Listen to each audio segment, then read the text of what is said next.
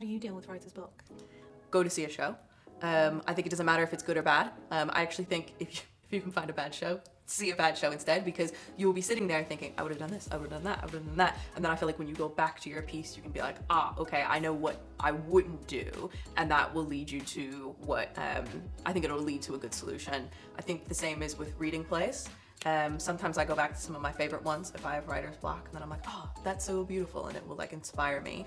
And then I think my third piece of advice is get moving.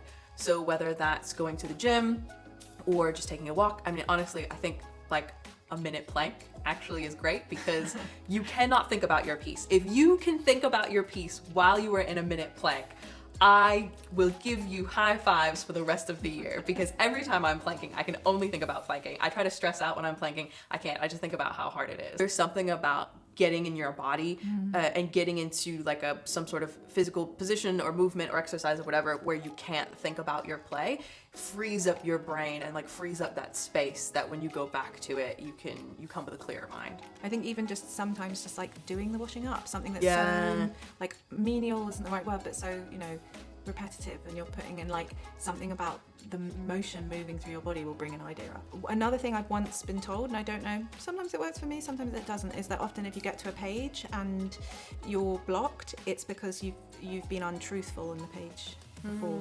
So there's something in the lead up to that point where you have not done the thing you wanted to do as a writer, or you've allowed yourself to be untruthful, or you've leaned into something different, and this is your kind of creative subconscious being like, stop, go back and fix it, because the play isn't going to work unless you deal with the thing that's happened before.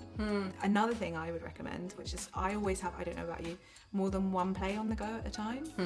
I have all these ideas come up, and I put them in notes on my phone, and I start writing something there, and I start writing something else there, and then if I'm really blocked on one play and I can't find joy in it anymore, I'll go and write something else and find joy in that, and then get really into that, and then I'm usually like, oh, I can go back to that now. So I always have like my side play that I give time to when my main play is like troubling me.